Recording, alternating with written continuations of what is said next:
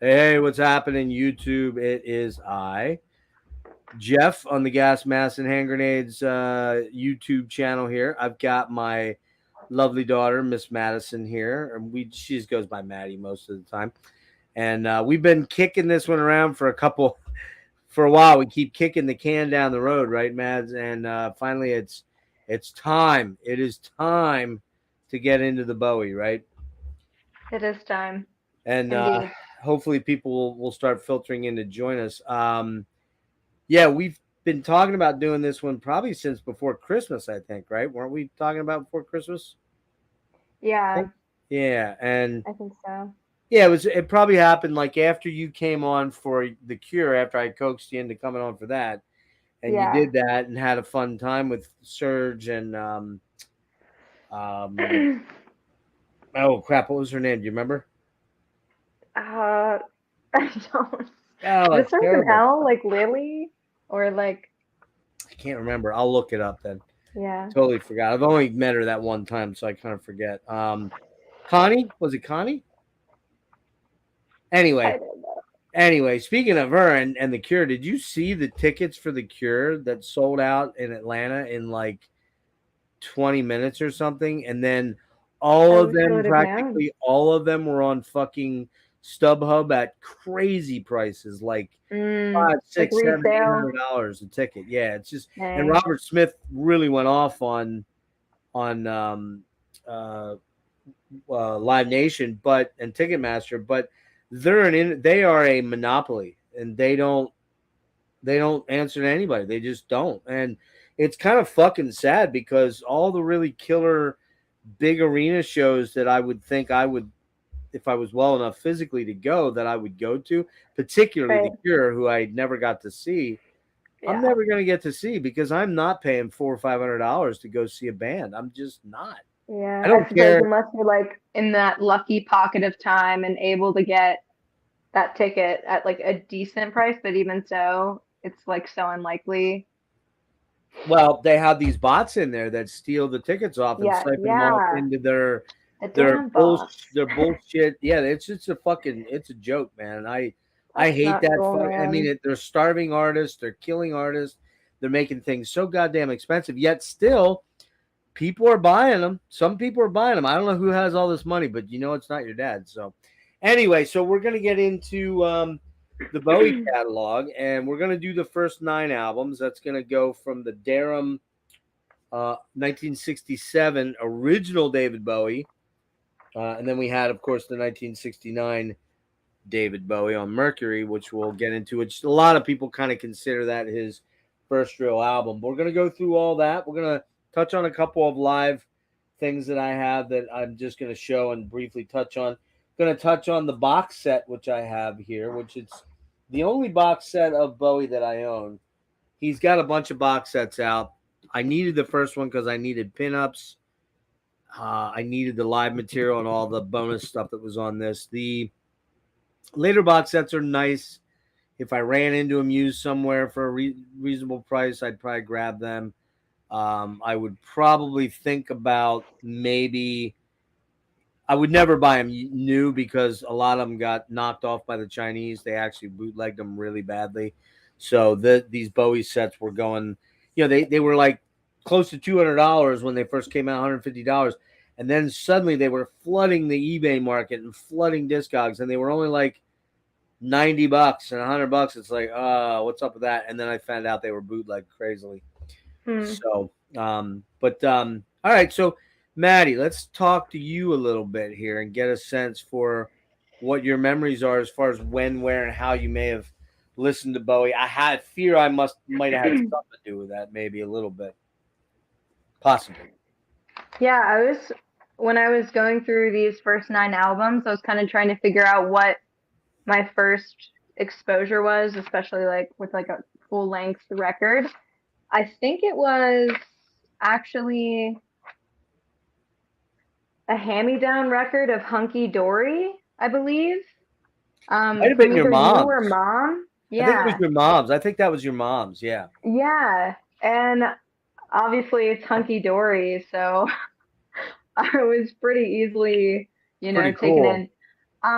Good I place to remember start. also like two other instances of exposure was I feel like it might have been a different version, but like still like having the same essence of changes in Shrek 2. So when I was really young, hearing that song at the end of that film, I remember like that really stuck out to me. And then Fame, I want to say it's 4 or 5 years back, really like I don't know, connected with me sonically. There was something so funky and different about it. And then since then, it's just like continued to grow. Like again, Hunky Dory being my first record that I really got into, and then like Ziggy Stardust. And then I remember I bought Aladdin Sane, I think, with you this summer, Right. and really went into like a Bowie, rabbit hole this summer, and just Cool. Cool. was absolutely amazed by Aladdin Sane. So Yeah, I'm yeah. 99% sure that album, that vinyl, was it a vinyl? Hunky Dory? Yeah. Yes. Yeah, I think that's your mom's. I'm pretty sure it was. It was lost Um, in the flood though, sadly. So I no that's a longer have bummer. that one, but That's a bummer. still I have the sonic, you know, appreciation for that record. Nice, So nice. yeah. Yeah, for me, as a child of the 70s, this was, Bowie had a huge meteoric rise to fame in 72 through 75. Then he kind of started 76. He started to drift off into what we call the Berlin period, which is a very important period, a hugely important period in music because he was doing stuff in pop that nobody was doing at that time. Highly influential in the 80s new wave movement and the new romantic movement and all that kind of stuff. But we won't get to that till next episode.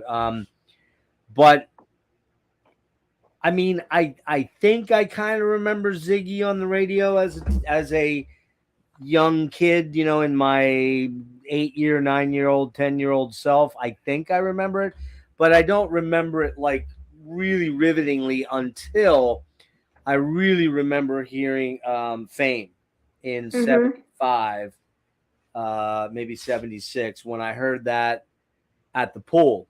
And it was, and I didn't know at the time, I had no idea that John Lennon was involved in it, that they co-wrote that and he's on there. But um, yeah, I think that, while there were hit songs like Ziggy and Suffragette City and Life on Mars and Changes and um, from Diamond Dogs, Rebel, excuse me, not Rebel Yell. That's a different, that's Billy Idol. Those songs, I might have heard Rebel back in its day. I just don't remember. I really don't remember whether, hang on real quick. Hey, Peter, what's up, dude? That's cool. Yeah, check it out tomorrow when you catch up. That's cool. Alakazam, what's up? Rick says, hello, ground. This is Major Tom to Rick, the dreadful minutes of stepping out the door. Anyways, and then we got, I don't think Eric's still on here, but my buddy Eric, if you're on, Eric, hello. Hopefully we'll see some better numbers here, but, a lot of the metal dudes just don't get Bowie. A lot do and a lot don't. And that's, if you don't get it, that's too bad. But, for me, Bowie has always been kind of the consummate master of reinventing himself constantly. Mhm. And he's able to take trends, create trends, ride with trends, roll with trends, do it all, do it Mhm. masterfully. And this guy has put out 26 albums. And frankly, That is insane. there's only 2 or 3 that I'm kind of ambivalent about. And there was a period in the late 90s that he kind of started to falter a little bit. But even those albums, I think once I go back to them and kind of focus on them a little, they'll come back. And I mean, yes, in my top 5 or 6 albums, most of them are from this era. In fact, a lot of Mhm. them are from the era we're going to talk about. But the Berlin period has amazing albums: Scary Monsters, Lodger, Low, Mhm.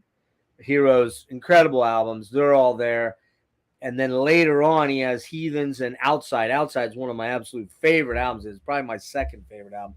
And I that don't was, know that one oh actually. my I'll have God, to check that out. wait do you hear that one?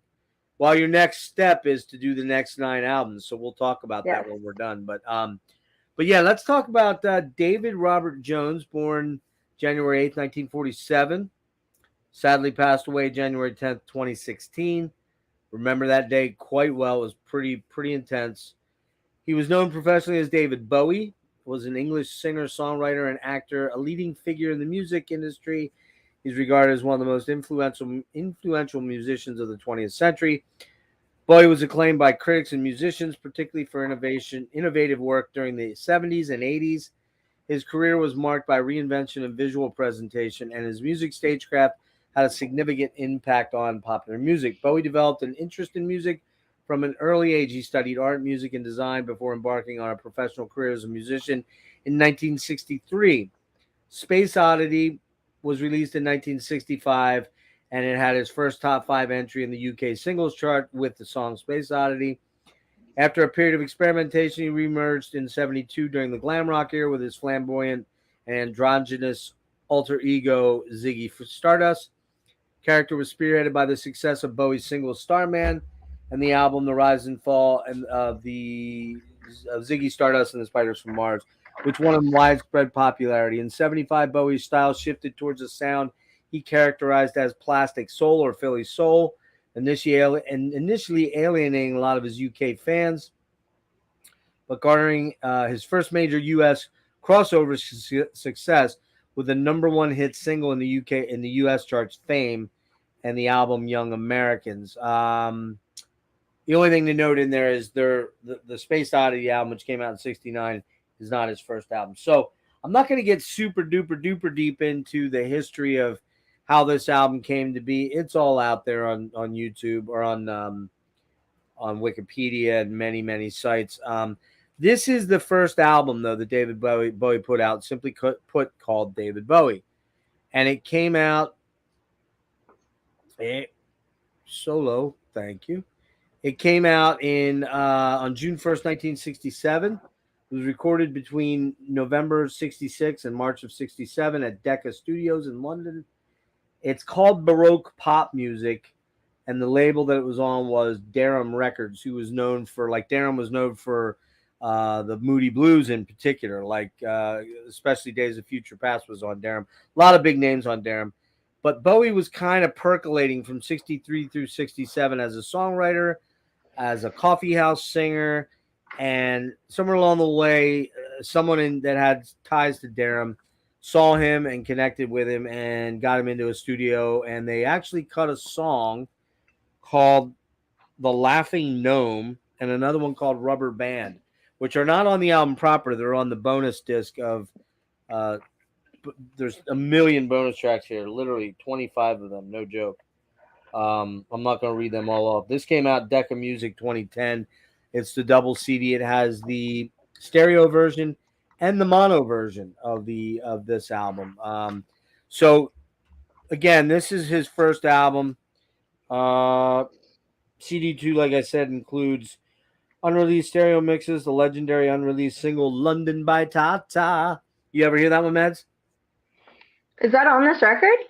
No, it's on Bowie at the Beeb. Actually, it's on yes, it is.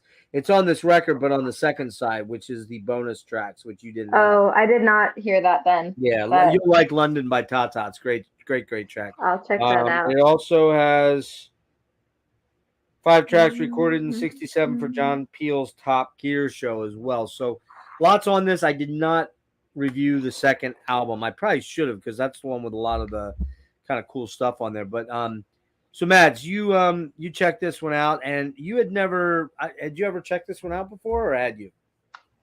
I think like one night this summer, I was like again in my Bowie rabbit hole, and I like scrolled through his whole discography and happened upon it, and I was like, oh, I didn't even know this existed before, David Bowie Space Oddity.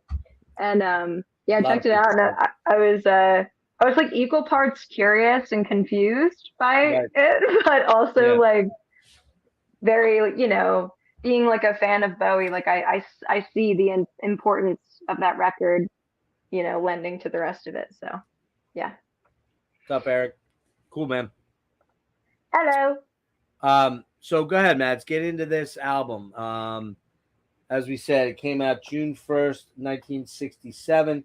And it should be noted that this is very much what they call a Baroque pop Hmm. album. So it's very much what was going on the radio stations, the AM radio stations in the UK in the 60s. So you had other bands like Genesis, from Genesis to Creation, came out in 67, right around this time, I think September, with their first album. It's very much a Baroque pop album. The Bee Gees came out with Idea and shit, I'm going to forget the names of those other albums. I'll look them up while Maddie's talking. Idea is one of them, and there's two others that are very, very, very much. First is one's called First, and then Idea. Forget the other one. I'll look it up, but very much Baroque pop. The thing I will say about the Bee Gees in particular, obviously Genesis went on to become one of prog rock's founding bands. The Bee Gees went on to be pros at writing pop songs. They blended into the disco scene. They blended into the more modern AOR scene. One of the greatest bands ever, in my opinion. And I fucking love the Bee Gees. But David Bowie was not as successful with his entry into the fray here with the Baroque pop. And he had to wait a couple years to come around. So go ahead, Mads. Yes, so we start with Uncle Arthur. What a way to start. I said catchy yet very peculiar. Perhaps again lends to the sort of like absurdity, but also like obscurity that Bowie will continue to embody in his music going forward. Um, Love You Till Tuesday. I feel like that may be like the catchiest song on the record. Could be wrong, at least to me, that's what stuck out. But I enjoy the bells and the strings in the beginning. Let's see. We Are Hungry Men. I What a enjoy the title. beginning peculiar like commentary that goes on. I think we spoke about this just before we went live. It's just like how the like lyrical content is still very like heavy and potent, very Bowie in this, but yet it still has that sort of Baroque Baroque pop that you mentioned. Um, Join the Gang. It's a fun, goofy tune. And surprisingly, but not surprisingly, Please Mr. Gravedigger is actually one of my favorite songs on the record. I just thought it was so cool, like how it's this sort of like, it's almost like he's like, he's out in the graveyard and he's just humming this like melody that's coming to himself, and the thunder and the rain that is sort of, accompanying him, and like the little like quips to himself, like the little like conversations he's having with himself. I find it really fascinating because again, I feel like you're getting like little insight into Bowie's brain, like, and his very creative, obscure way of yeah, thinking. But yeah, I give this. Are we doing ratings for this Yeah, if you'd like to. live? I mean, we kind of did them on the other ones, so kind of, yeah, go for it. Just in the like catalog that is Bowie, I give this like a 4 out of 10. Um, I find it again a very curious album, definitely essential to I think Bowie's development, like in the grand scheme of everything that he ends up going on to create. But yeah, I find it just a peculiar, fascinating album. It's not like a go-to for me by any means, but I can appreciate it. Get this. This is so cool. I just got a text from Steve Von Till, Yeah. and he's hooking me up with Aaron Turner from ISIS, my buddy Aaron Turner from way back when. He's like, "Hey, dude, be on the lookout for a text coming from Aaron Turner." I'm like, "What? Get the fuck out of Nice. here!" So that's killer. That is so badass. Sorry. Yeah, this is very much an of its time oddity. You know what I mean? It's a pleasant listen. There's nothing in it that's terrible. It's weird at times. The lyrical content, and you being a lyricist and loving lyrics, I don't know how much you looked into some of these lyrics. You probably didn't have a lot of time to really dig deep into them. But Bowie was a fucking consummate lyricist, just incredible lyricist. Oh yeah. But the stuff on here is bizarre. It goes As from you, very like storytelling to right. political like commentary. Like I'm not. Like Uncle Arthur is very much like a goofy storytelling, Yeah, exactly. silly Sid Barrett song, and then you got the rubber Yes. band song, "Sell Me a Coat." It's literally about selling someone a coat. It's like, Right. okay, and you wrote a song about that? Like, Yeah. okay, Serious. keep in mind, Bowie was only, let's see, he was born in 46, so 56, 66.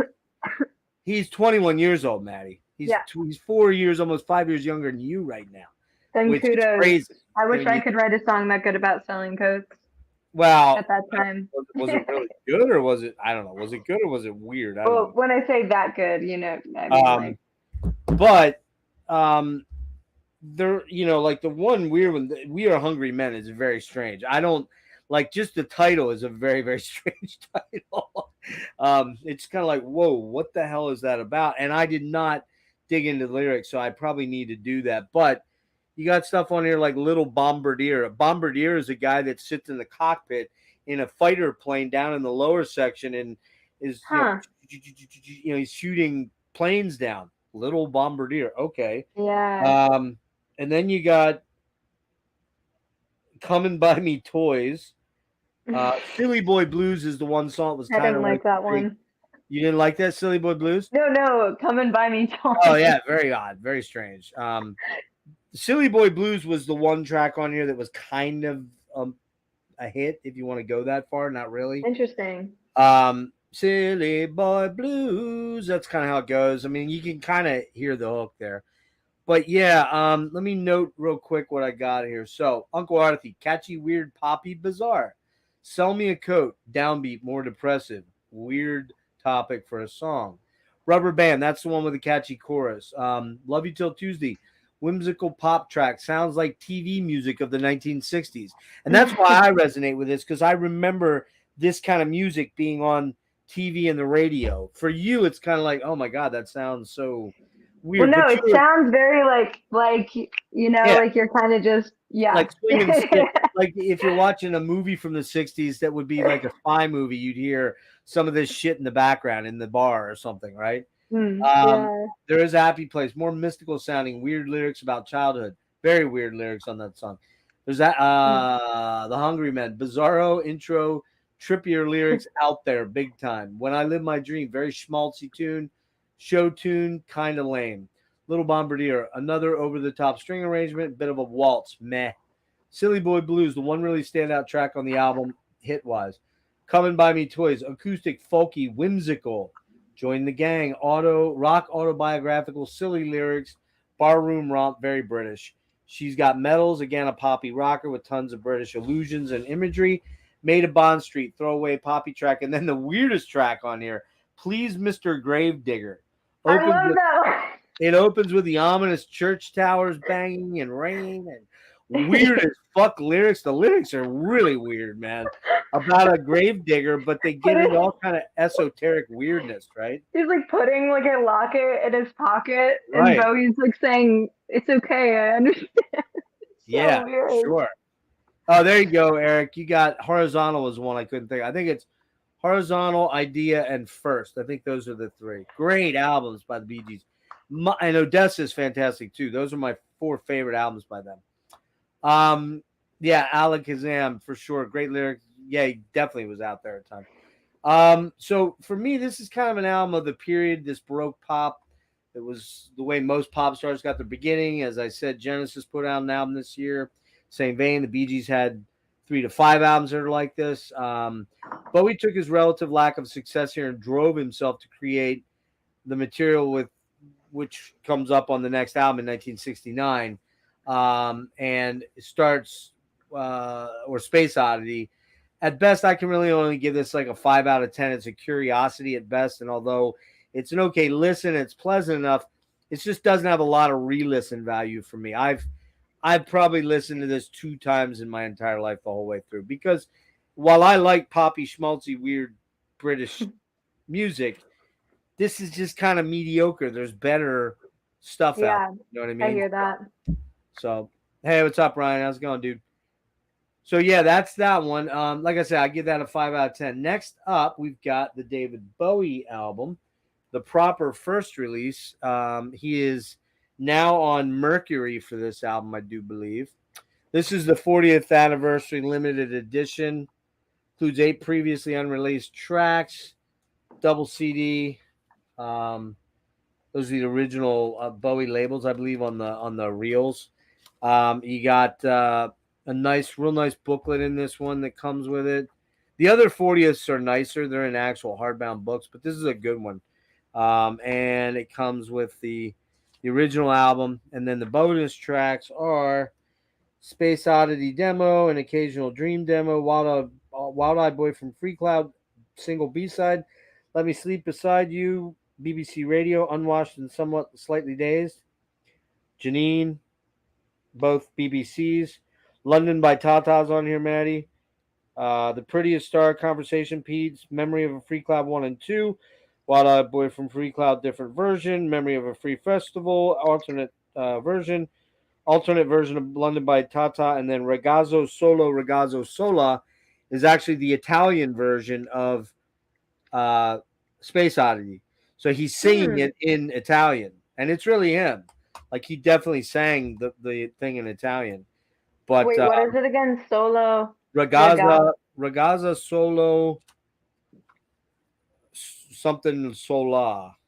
I'd be interested to hear You can that. find it out there. It's Ragazzo Solo, Ragazza Sola. Full length stereo version. So it was because they used to record sometimes different versions for different regions that were very popular. So Italy, Germany, they might do actual different language versions of the album, right? This is actually the original cover, but then when it was released in the States, I want to share something here before we jump into it, Meds. They released an album cover like this, I believe, for the States. Can you see that? I don't see anything yet. Oh, wait, did I not share? If you're pulling up something on your computer computer hold on. Wait a minute, what's going on? Hold on. Didn't let me share it. What the fuck? There we go. How about that? Oh, How weird is that, huh? That's when he was starting to head into the he didn't have the perm anymore. The perm was growing out. He was letting his hair grow out to do the Ziggy mullet, right? yeah. He's heading that direction, and it grows longer. As you know, it gets really long for the next album, and then into Hunky Dory. Then he has it shorn into the peacock haircut, right? But yeah, the original was the one I showed you with the this one. But then that was put out, and then there was also, strangely enough, because nobody really knew who he was. Oh, there was a sticker on this album, Maddie, and this album came out 1969 in the United Kingdom, November 14, 1969. Recorded from June through July and October of 1969 at Trident Studios. It was on the label Philips. He was not yet on Mercury, actually. Mercury had him signed for publishing, I believe, but he wasn't actually recording for them as yet with this album. It was produced by Gus Dudgeon and Tony Visconti. And Tony Visconti is a real important name because he will be very, very much around Bowie most of the rest of his life. In fact, up until the end when he produced Black Star, which was Dave Bowie's last amazing fucking album, by the way. Yep. July 1969, Space Oddity was Dave Bowie's big commercial breakthrough. Despite this album not really becoming a real commercial success, it only sold about 5,000 albums in the first few months it came out. It was released in 70 in the U.S. with different artwork, and they added the sticker "Man of Words, Man of Music," which many thought was the title, but it was added as a description of the sloppily created album cover, change album cover, and created confusion. Also, the artwork is different from the OG artwork designed by Bowie and Vasserly in 72. The album was reissued in 1972. The album was reissued en masse due to the success of Ziggy, and then they added Space Oddity to the title, which most people know now as the album, despite it really being David Bowie 2. Mhm. It's not really called a Space Oddity. Yep. So that's just what people call it because it's a lead off track. So why don't you go ahead and talk about Space Oddity, Matt? Okie doke. So, Space Oddity, first track. I said one of the most legendary songs in history, in my humble opinion. Should be a song sent into space. I don't know if you know, but like NASA, I think they send in like cultural images, Oh, music, and right. stuff into space. Right. They may have for this one. I don't Yeah, know. honestly, I wouldn't be surprised. I was just thinking that I didn't today. I look was it like, up, but, you know, they should that's certainly possible. send this one, if not. Yeah, I know they sent Bach, pieces by Bach. Mm-hmm. I don't know Yes. about pop music. I'm sure they have. I'm sure Yeah. somewhere out in space Dancing Queen is being played right now. Yeah, it's either this or Rocket Man or yeah, Rocket Man, Dancing yeah. Queen. Yeah. And then let's see. I think it's pronounced Signet Committee. Is that right? Signet. Signet.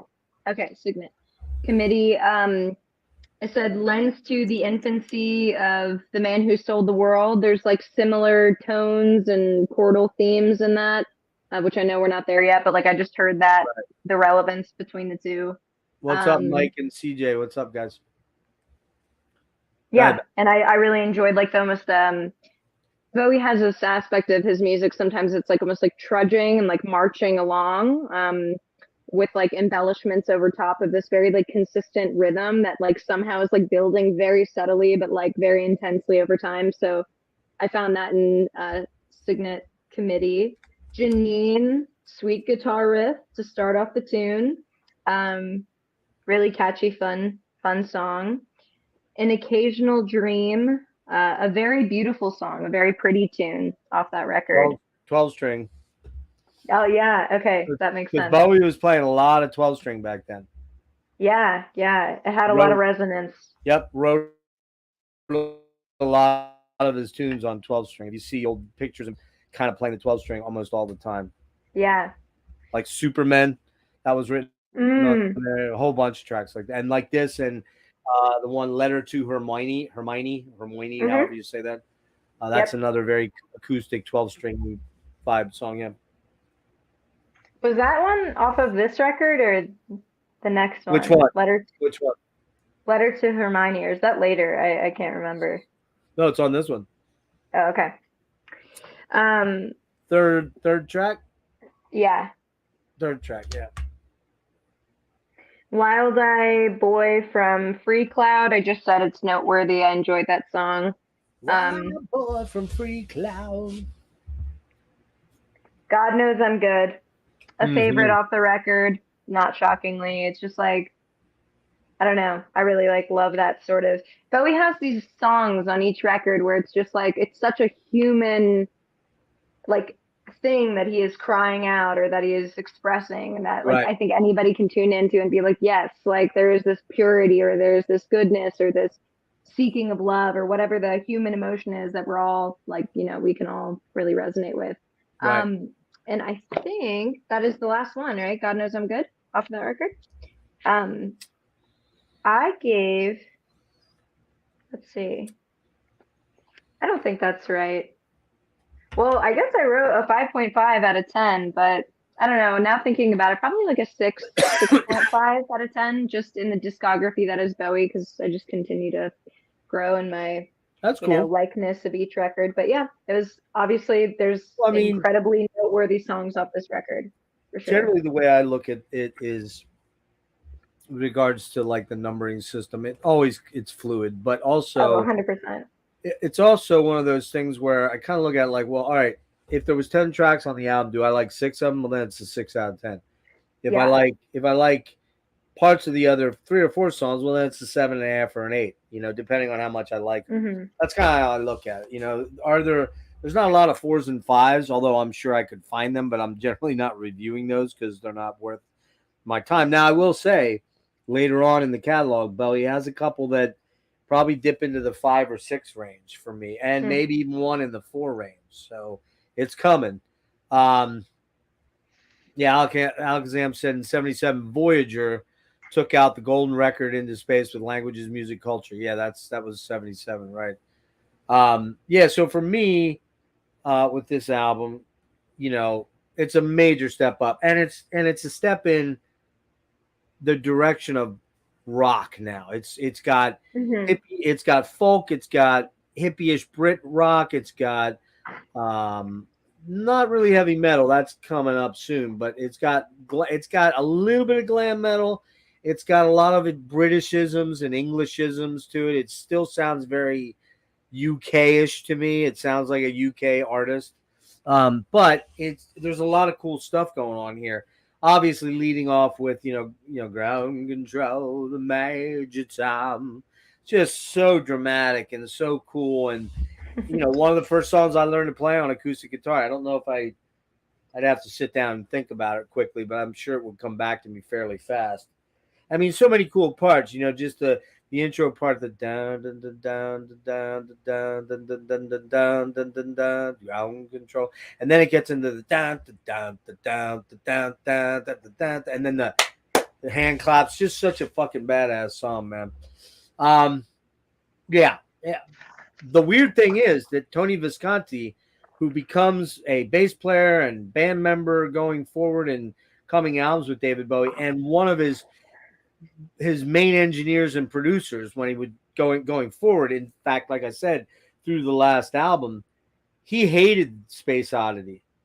He hated that song, and he wouldn't even record it for Bowie. He's like, I hate that song. I'm not doing it.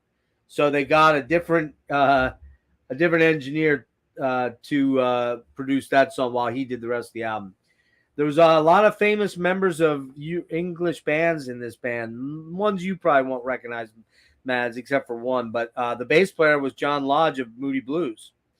The Junior's Eyes was a band. There was a guy named Mick Wayne and Visconti. They played in Junior's Eyes, which was kind of a legendary sort of London recording band. Rick Wakeman from Yes.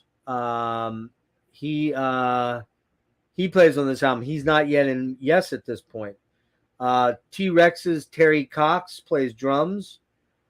T-Rex being Mark Bolan and T-Rex, who, man, him and Bowie, those two were in my opinion, they were the setters of fashion and style in that era with, the Aladdin Sane and Mark Bolan doing the really out there hippie electric warrior vibe, very cool. You don't know, do you I've know been just T-Rex? getting into T-Rex actually. Yeah, probably like get it on, bang a gong, get it on, get it on, get it on. Bam, bam, bam, great song. Anyway, so yeah, there was a lot of famous members of bands that were on this album that initially they did not put the credits on the album as far as who the musicians were, because they didn't want to pay the fees to the band's management or labels would have said, "Oh, well, I need $3,000 for him to play guitar on your album or something like that." So initially, they hid that fact. They were just friends of Bowie's, and they did it for beers and probably pizza or something, that kind of thing. Anyway, getting on to the songs, unwashed and somewhat slightly dazed. That's a kick-ass song, folky rocker that gets kind of bluesy. Has a Rolling Stones vibe to it. I like that tune. Letter Hermione, really, really pretty folk, mystical ballad. Love the song. Love that one. Signet Committee, too long. It should have been 5 minutes long. It just gets droning, meandering, bluesy rocker. There's a lot of cool vocal moments, but it's real hippy dippy-ish, and it's overly long for me. Janine, that's a good one. Janine, cool rocker, great vocals by David Bowie, man. Just that raspy, cool, bluesy voice that he has, because he had so many different ways to tackle songs. He was so vocally amazing. An Occasional Dream, 12-string wistful Brit folk song. Wild-Eyed Boy from the Wild-Eyed Boy from Free Cloud. Lots of orchestra behind that one, but that's one of my faves. I love the lyrics on it. The vocals are all great. Just works. God knows I'm good. God knows I'm good. God knows I'm good. Fucking man, and when Bowie's saying that, he knows he's good. He just knows it, Um, he's like, I got this all sorted out. Hold on. Hold on, man. Talk for 1 minute, Maddie. Talk about this album. Sorry. Let's see. I don't know what to say. All I right, feel like I'm I've back. already said everything. I'm back. Sorry. I had to get that number sent out. Oh, that's okay. Yeah, so you got then Memory of a Free Festival. I like it. It's a very hippie 60s track, which I like those. I love hippie stuff. But that one kind of meanders a little bit. Conversation Piece, almost 80s AOR, almost a country track. Cool song, really like it. Love the cellos. This is on the bonus tracks, man. You probably didn't listen to them. Don't Sit Down, hidden track, kind of a goofy track. And then the bonus other track is Ragazzo Solo, blah blah blah, whatever. The Italian version of Space Oddity. yeah. So I listened to all those, but there were other tracks on there that I read off to you guys that are on that second disc that I did not listen to. Stuff like Occasional Dream, London by Tata, Prettiest Star, Conversation Piece. A lot of these are different mixes or different versions, so you almost don't. Do you need them? Not really. No, you really don't. You kind of need. Okay. So I would say that, if you do just find the single CD version of this, it's worth grabbing. But quite frankly, there's so much of Bowie stuff is out there. You can always find it used pretty cheap, except for some of these box sets. They're hard to find at a good price. But yeah, this album's great. But there's a long way to go. This is a much better Bowie album, but it's still a bit directionless in terms of overall sound. There's some really killer tracks and a few that meander too long. I'm going to go a 7.5. I gave it a little higher marks than you, but I'm a little more familiar with it, and I'm kind of used to some of the weirdness of it. Yeah, so that one's a great one. Next up, we'll continue moving along here to get moving a little fast. You got The Man Who Sold the World, which I have the commonly known version now. These are all the Bowie reissues from 2099. These are the digital remasters. And I grabbed pretty much everything. This is when everything went to 24-bit.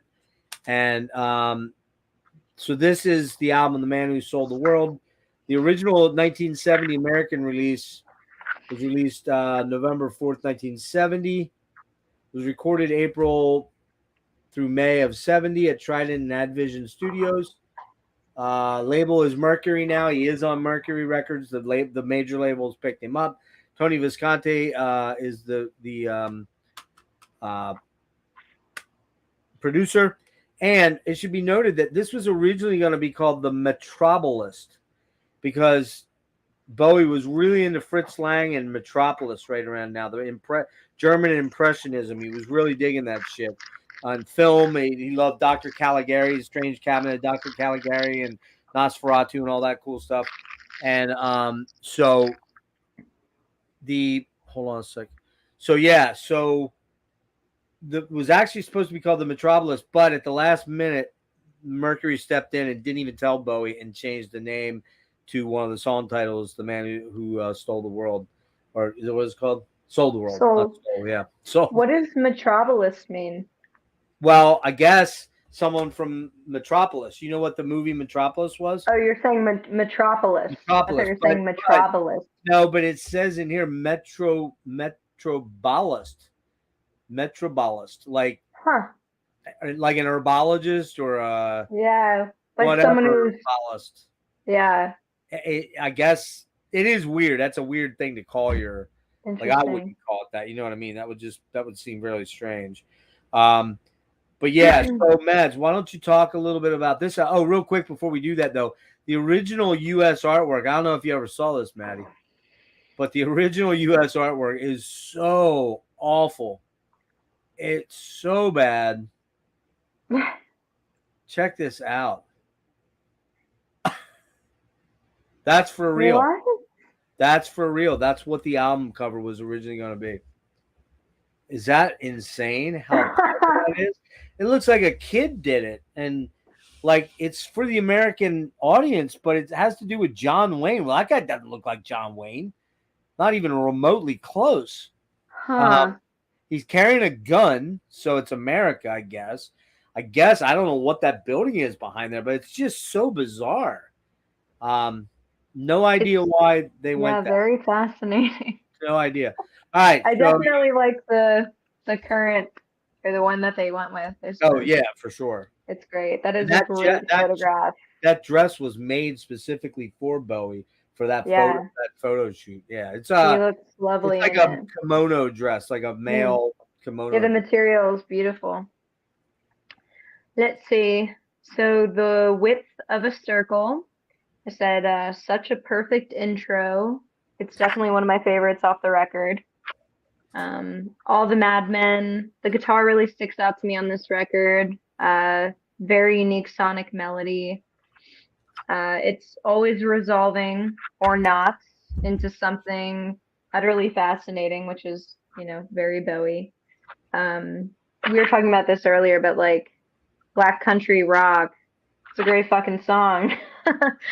Like how, he went from Uncle Arthur to this, just like, for me, this is almost one of like the first, like really, obviously a lot of these, the majority of these are rock songs, but Black Country Rock, there's something really potent about this one. But, um, yeah, I appreciate the sort of like call response harmony that goes on within it.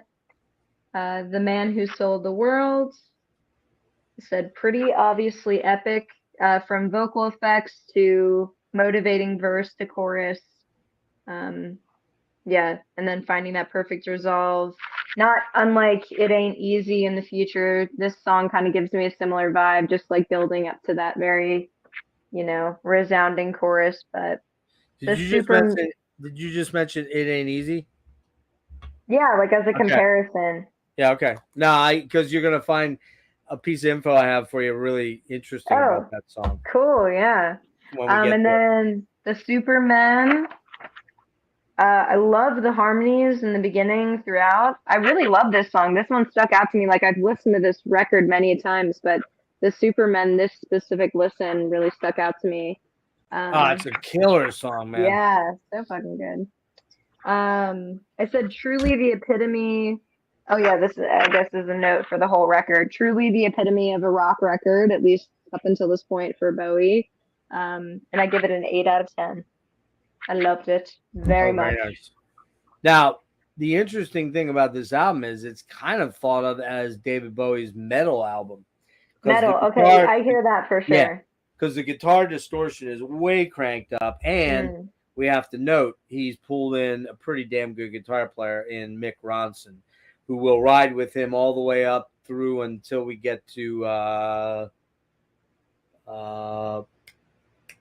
Diamond Dogs. Mm. Diamond Dogs, David does all the guitar himself on Diamond Dogs, but the 4 previous albums, it's all Mick Ronson. And this is when they ascend the heights together because Mick becomes sort of a standout guitar star on these tours with Bowie. He wants to do solo albums and do other stuff, and it creates some tension. And I guess Bowie kind of splits the band up at the end of the Aladdin Sane tour cycle because the Bowie the Ziggy character encompassed really those 2 albums from Ziggy through Aladdin. Hmm. Aladdin was kind of the American take on the superstardom. The Ziggy was kind of the British European take on the stardom, right? So we'll get there when we get there. I've got some shit to say about that. But on this album, I love this album, man. There's so many goddamn viciously heavy guitar hooks on it. Is it metal like some of my viewers would think of metal? No, it's not metal, but it's oh, there it is right there. Um but it's very heavy. There's a lot of heavy riffs on this, a lot of heavy hard rock on this. The There's David in his dress from I forget the guy's name. Fish, I think that made it something Fish, not Fish the singer, by the way. David had a couple different looks for this with the curlier, longer hair.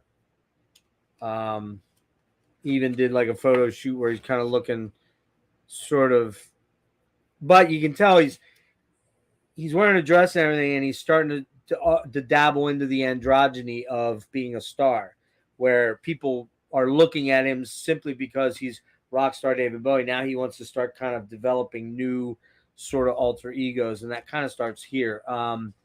So yeah, this Width of a Circle, heavy rocker, down, down, down, down, down, down, down, down, down, down, down, down, down, down. It's just got that nice, dark, bluesy, doomy sort of vibe to it. Mick Ronson on full display, heavier distorted guitars. Love that track. All the Madmen, killer vocal by Bowie here, where he gets a little bit more nasal with his delivery on that song and Haunting. Love that track. It's super trippy, heavy rocker. Love that song. Black Country Rock. Bow, down, down, down, down, down. Black Country Rock. Great riffs, cool vocals. That's the top track. Looks like I missed a track here. What the heck? Uh-oh. I didn't review After All. We'll have to survive. Sorry. Running Gun Blues. Yeah, that's a gospel southern rocker. Almost sounds like Leonard Skinner at times. Especially with the cool gospel backing vocals. Savior Machine. Cool, almost a wee bit of a proggy vibe. The pre-chorus and strings are very evocative of a sci-fi movie soundtrack, but it sounds like an Allman Brothers song, man. It's definitely got almonds in it, guitar-wise. She Shook Me Cold. Heavy bluesy track, super metal. This is probably the heaviest track on the album. Lyrics are very of the time. Very sexual, pertaining to oral sex. You know, you give me head. I mean, it's very, very, very, very open. That would have not gone over well in the late 80s, early 90s, but now you can get away with anything. So, I mean, don't we have a song out there called WAP? Isn't it called WAP or something? Yeah, anyways, moving on. Man Who Sold the World. You know, obviously it was a song that was made monstrously huge by Nirvana covering it, but the Bowie version kills it to me, I think. Love the fucking Bowie version, especially because of the guitar work of Mick Ronson on it. The Supermen, man, do I love this song. One of my favorite Bowie tracks, all-time favorites. Has that otherworldly vibe to it. Killer verse and chorus. Oh, brave fascinations. Da, da, da, da, da, da. I love the Superman. I don't know the lyrics, sadly, though. I'm struggling with these days. But yeah, so that one for me. Love this album. The heavier nature of the songs, yet it's still very artistic and weirdly British. I'm going with an 8.75 out of 10 on this one. The dry production really works for this, which is different on every Bowie album, but it's a very dry production on here. So many great songs, and Mick Ronson is just kicking ass. So, all right. So, Hunky Dory is the fourth studio album by English musician Bowie, released December 17, 1971 through RCA Records. Following the release of the 70 album, The Man Who Sold the World, Bowie took time off from recording and touring, settled down to write new songs, composing on piano rather than the guitar. Following a tour of the States, Bowie assembled a new backing band consisting of Mick Ronson on guitar, Trevor Bolder on bass, and drums Mick Woodmansey, and began to record a new album in 71 at Trident Studios in London. Future Yes member Rick Wakeman contributed on piano. Bowie co-produced the album with Ken Scott, and this is the first time those two worked together on an album. So, again, this comes out December 17, 1971, recorded June through August of 71, Trident Studios. Producer Ken Scott and David Bowie. Less guitar-driven, a lot less guitar-driven. Much more reflective album. Yes, there are some really good killer jams on here, but there's some more songs like Quicksand and Kooks and Life on Mars and the amazing Beulah Brothers. Oh my God, is that track the most amazing track ever? Songs like that are very artsy, and we start to move into a more artsy period of David's songwriting. So, Maddie, you said you had this one on vinyl. What are your thoughts on this one here? Yeah. Let's see here. Yeah, the record that I suppose got me into Bowie, Changes. I mean, come on. That was my note on it. It's just such a great song. His harmonies, his voice harmonizes so well with a feminine voice. Like I feel like up until that point, I hadn't really heard that in his previous songs. I could be wrong about that, but Which song, Mads? I'm sorry. Changes. Doesn't he harmonize with a That's female all singer? No, At I least don't the know. I'll look it version up. that I didn't think so. Thought that was all his. hang on, let me double check real I'll look quick. it up. You go ahead and keep going. I'll look it up. Yeah, at least the one I'm listening to the 2015 remaster off of Spotify. So, yeah, Changes, such a great record, true classic. Oh You Pretty Thing, I just love the piano melody on that one so much. It's a gorgeous pop song of substance, in my opinion. Oh You Pretty Thing, like you mentioned, sort of equally as catchy as it is profound. Life on Mars needs not much of an explanation. Yeah, no Just sort backings of on that, Mads. That's all Bowie. really. Yep. Okay, then I guess the harmonies are just so, Good. yeah, like we were talking about earlier, just the versatility of his voice. He can enter these ranges where it does sound inherently, I suppose, more feminine, but oh my God, incredible. He had a great falsetto, man. Yeah, holy shit, that's crazy. Yeah, Life on Mars, such an epic tune. Just like the consideration in that song and just again, it feels like he's really like crying out to something greater than himself, which you definitely hear again, like one or two songs on each album. It feels like he's really just like, it's like he's crying out for answers, but internally he already knows in some respect. And I feel like Life on Mars kind of touches on that. Kooks is one of my favorite Bowie songs in general, but definitely one of my favorite Bowie like love songs, romantic songs. Super catchy. I was actually singing it and trying to learn it on piano earlier. It's really fun tune. Which one, Maddie? Kooks. Oh yeah, that's he wrote that about his son Duncan, his first child.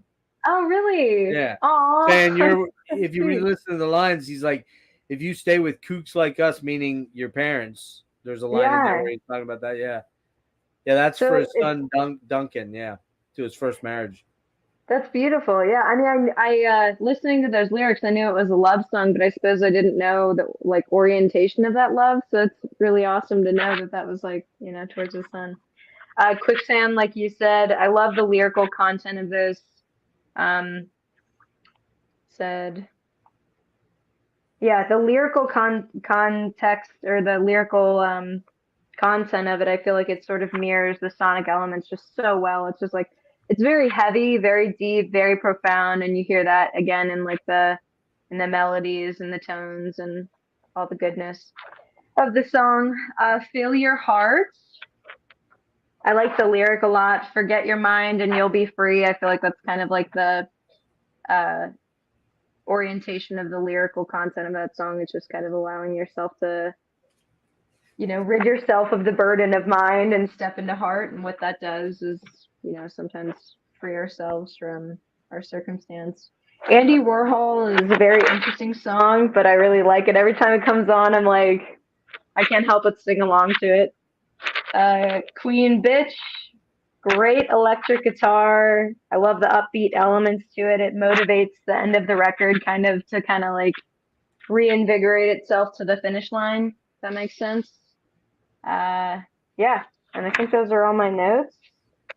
Hunky Dory, 8.5 out of 10. Legendary record. Cool. Love all the piano on it. We got literal Lee stopped by. What's up, Lee, man? He's like not a big Hunky Dory fan. Well, okay. Yeah, it's killer album. We're motoring on through that. It's kind of surprised, Maddie. You didn't mention the one song that's mind blowing on here. Which one? Oh yeah, the one you mentioned. I guess I haven't given it much attention. Honestly, I need to give it more attention. That one part where he says, "And we were," how's he say? And we were so far gone when we looked to the darkness. Oh my God, so fucking good. His vocals on Beulah Brothers just blow my mind, man. That's so a he starts out with Changes, right? Yeah, great pop hit. I mean, it's a classic song. just how he goes into the down, down, down, down, down, down, down, down, kind of goes back into the 50s rock and then pulls into Mhm. the 70s where he's doing it, and then changes, and how he's overlapping, turn and face the strange changes. Then he's layering them. It's just so good. Yeah. Do you want to switch to your screen Oh, just I'm in case sorry. you Yeah, didn't yeah, see sorry. that? I saw myself below, and I thought we were Oh, side by no side. sweat. And then oh, you pretty thing, da, da, da, da, da, da, da.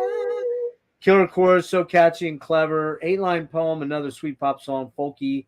Love the chorus. Life on Mars. What a fucking song, man.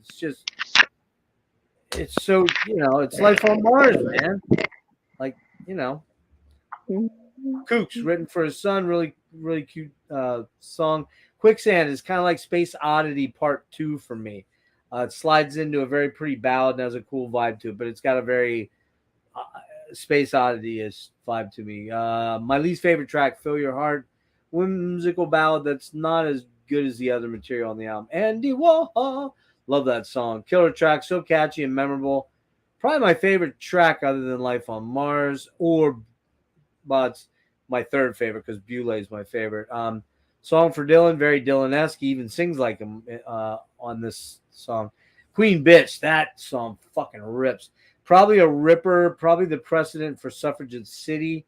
Killer chorus, the bippity boppity boo, that part where he does that part. I can do better than that.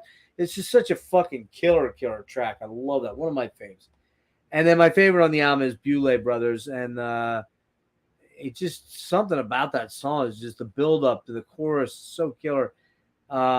These lyrics, like the crust of the sun, the Beulah Brothers in our wings that bark, flashing teeth of brass, standing tall in the dark. Oh, and we were gone, hanging out with the dwarf men.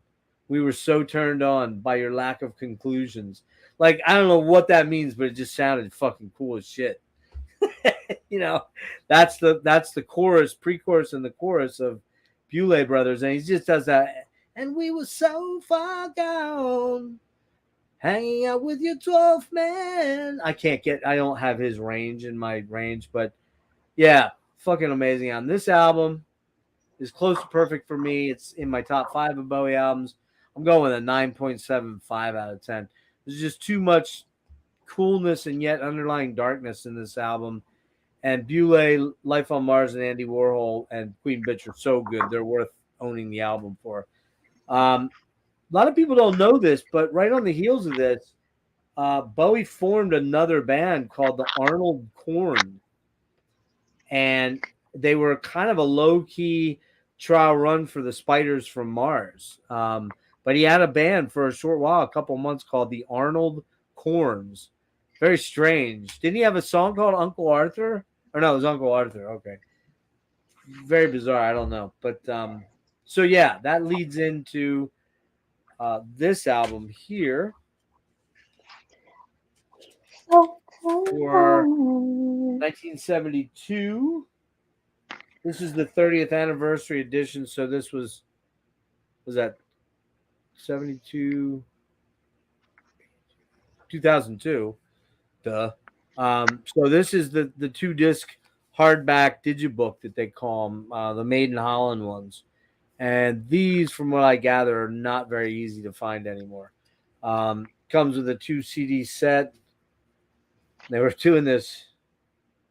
I guess it was for this book that was coming out called Moon Age Daydream: The Life and Times of Ziggy Stardust. You could get like a signed copy, and that was actually when Bowie was still alive, 2002. So then you got your other disc, second disc in the back here, and then you got a nice solid booklet on the album. But Matt, you ready to jump into Ziggy?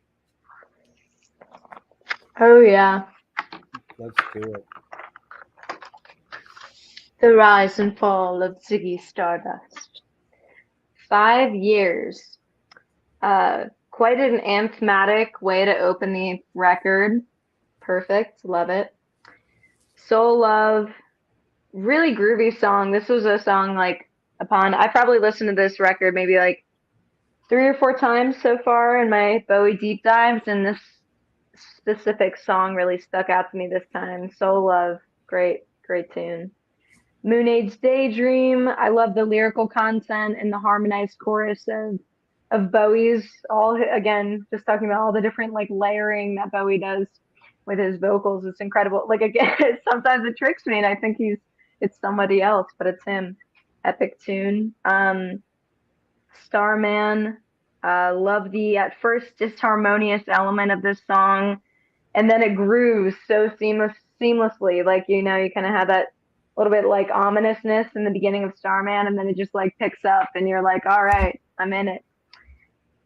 It Ain't Easy. I mean, one of my favorite Bowie songs ever. I think my dad would agree with me on that one. But here's the Such an funny epic part tune. about it, Mads. It's not a Bowie. Yeah, It's a it's cover. not. It's a It's a cover. cover. It's a cover. Oh my gosh, who Yeah. did it? I had no idea. I'll have to look. The original was this guy down in Texas. Wow. Yeah, hard to believe, isn't it? It is hard to One of, believe. it's almost, It almost makes it cooler in a way, it's, more fascinating at least. yeah, it was. Where's it? Oh, here it is. No, it isn't. Where the fuck is it? I don't know the guy's name, man. Thought it'd be in Well, this we book. shall find out, and we will honor Oh wait, whoever here it is. wrote "It Ain't Easy" originally. Hang on, it's here. Wait a minute, it's gotta be right here. Here it is. Ron Davies is the guy's name, and he was in a band in Texas. Don't know how Bowie heard of this band or this guy. We have to look. I'll have to look the while you're talking there. Yeah. There is a Well, story behind it. yeah, I'd love to know the story. That is really cool to know. I fully thought that was Bowie. So did But I. he covered it. He covered it very well. Uh-huh. Needless to say, I said when I show people Bowie who are unfamiliar with Bowie, this is typically the first song that I show them as like an entry point, and they usually always are like, "Damn, that's really good." Ziggy Stardust. It encapsulates all that is great on this record in one song. I feel like it just has all the sonic elements, lyrical elements, just the passion, the vigor, and I suppose more so rock maybe than metal than The Man Who Sold the World, but the epic rockness of this record. It's all contained in Ziggy Stardust. Suffragette City as well. Great pickup for the end of the record. Rock and Roll Suicide. Great closer. Yep. It encapsulates the journey of Ziggy Stardust from start to, well, finish, but not finish because it continues on in each album, I suppose, in a way. Well, Aladdin Sane. I gave this one a 9 out of 10. Nice. So, on It Ain't Easy, was recorded during the sessions for Hunky Dory, but was released on Ziggy. This was a track. Wow. Cool. Yeah, and it actually has Rick Wakeman from Yes on harpsichord. Composed by American songwriter Ron Davies, It Ain't Easy appeared on the 70 album, on his 1970 album, Silent Song Across the Land. I've never listened to that version. It was covered by Three Dog Night in 1970 and 1971 by Long John Baldry as the title track of their respective third and fifth albums. It Ain't Easy was written by this guy, Ron Davies, who wasn't terribly well known. It was very unlike David to do a cover version of anything. It was just another jam session at Trident. I did a lot of session singing in those days. David was very professional. You've got to know what you're going to do, and David always did. Bowie recorded a number of unused. All right, well, so that's the story on that. The guy was a songwriter. They somehow got a hold. Bowie either heard that track from Three Dog Night or one of those other two covers that other bands had done, or the original, I was like, oh man, I could do a cool cover of that. But man, he owns that song for sure. Have you heard the Three Dog Night cover? I'm not, no. Me neither. I'm curious to hear what that sounds like. Well, they're a horns band. You know, they have a lot of horns. So I would imagine it's a jazzier sounding probably. Because Bowie made it borderline heavy metal. It just has that epic like, but it's also gospel. It's also spiritual. It's like just an amazing cover. Yeah, Lee says agreed on the strength of that tune, Maddie. For the time signature on Soul Love. There you go. So for my notes, quick. You can switch. 5 years, killer track lyrically as it builds, music builds. It's so fucking killer. Soul Love. I hate to say this, I forgot that one. I forgot to make notes on it. And that's a good one, right? What's the melody go? Do you know? Soul love. Soul love. Yeah. Okay. Yeah. Great. Yeah. That's a great song. Moon Age Daydream. Oh my god. The fucking solo by Mick Ronson going out. The guitar solo, that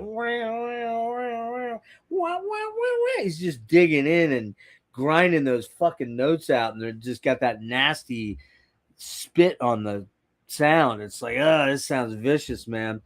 Love that song. Moon Age Daydream is just the shit. Starman, another stellar track. The pacing, the lyrics, the Baroque pop, blues rock, it's all so good. There's a starman waiting in your eyes. Okay, it ain't easy. We just talked about it for like 20 minutes. Kills. Lady Stardust. Cool ballad, sweet chorus, like 98% of the album. He was all right.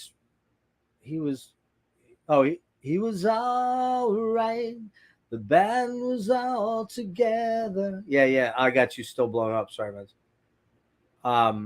I'm bad on that tonight.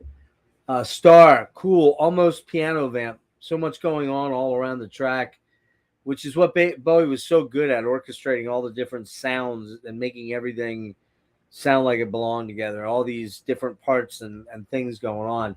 Master arranger of songs. Star. Oh yeah, we just did that one. Hang on to yourself. That one is almost like a Ramones punk song, like an early Ramones song. Hang on to yourself. Yeah, and I love the way he uses the minor chords to accent the verse. Great chorus as you'd expect. Ziggy, the signature song on the album. Ziggy play guitar, jamming good with Webb and Gilly and the spiders from Mars. He played it left hand, but he took it too far. Suffragette City, another banger. That's like a heavy metal track of that era, man. I mean, a wham bam, thank you, man. And then it ends on just the coolest song, man. Rock and Roll Suicide. Just builds into this proggy ending. It's the perfect ending for the album. I love this album. This was Bowie's huge international breakthrough album where he had smash hits, and the androgynous stage persona and stage show kind of catapulted him into international fame. Lots of time, an album like this that's so widely regarded can be a letdown, but not in this case. This is a 9.85 out of 10. I do have a 10 coming up, though, so there you go. But this is a 9.85. It's that close. So many stunning tracks that are rock, pop, avant-garde, experimental. Just stunning of an album. Almost a 10. Soul Love is the song that I remember that held it back from being a 10, but I got to go listen to that. Maybe I missed something there. So yeah, that's that album, and we'll move. Like I said, these are the 30th anniversary editions, which are pretty valuable. And I have that one, and I have the next 3 or 4 of them. So here's Aladdin Sane double CD, the book. Yeah, and Maddie's got an album. Look at her, man. She's got that cool new wax. And did you open that, Matt? You played it? Oh, okay, yeah, cool. Yep. I didn't know if you had it or not. Isn't that great? I love the inside. The inside of it, yeah. Yeah, it opens to like a full length image of him. They reimagined the artwork in here to be 2022 or 2002 ish, because this came out in 2002. But yeah, this has, in addition to the regular album, it's got John and Only Dancing, the sax version, the Gene Genie original mix, Time, single edit, All the Young Dudes, Changes, Superman, Life on Mars, Gene Genie, Drive-In Saturday. Several of these were unreleased before. Some were recorded live. So yeah, these are, Matt. If something happens, these Bowie things, you got to go through these carefully. Okay, there's a lot I that sure will. what you know what I'm saying. I won't go deeper. I do. So yeah, that's Aladdin Sane. And go ahead, Maddie. I know you like this one, so talk about this album. I love this one. It's quickly became it's quickly become a favorite Bowie record for me. I feel like I kind of encapsulated everything into like a mission statement and then just kind of like poked at like my favorite songs because every song for me is just awesome and epic and special. But yeah, every song in here is pinnacle level for me. Uh, Let's Spend the Night Together is probably my least favorite, but even saying that, Well, it that's a still cover. holds value. That's a Oh, cover. okay. Gotcha. That's Did not know that. yeah. The Stones. The Stones did the original "Let's Spend the Night Together." Oh, I'd have to check that out. Well, that was my least favorite, but even so, I still dig it. You know, I still can get down with it as like, sequentially how it lends to the record. But Time is a favorite of mine. It probably is my favorite on the record, but it's hard to say because I also love Aladdin Sane, Oh, God, yeah. Cracked Actor. Uh, yeah, but Time, there's something just so cool about that melody, just like that the piano and the I'm trying to think of how to explain. It sounds so different from anything I've heard before. Time. What's the vocal melody on that one go into the chorus? Man, I don't know if I can do it justice singing it. Uh, Try. I think it's you like can. time sitting on the wing. Here, let me see if I can.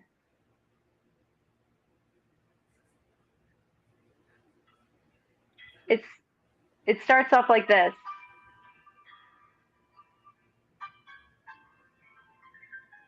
Yeah, that'll get me shut down, Mads. I can't. Oh, well, Yeah, no, I know. Anything under 30 seconds, you should be fine. I yeah. was just giving you like a snippet. They may come after me for that one.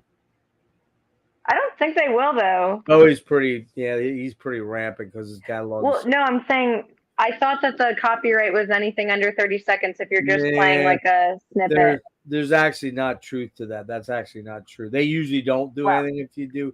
But anyway, no, I know what's wrong. I apologize. I was just trying to give you an idea, but starts with the solo piano stuff. Yeah. Yeah, that right there is what I think entrances me within that song. It just puts me in such a state, and then the lyrical content and just the potency of the his passion in that song. It's great. Let's see.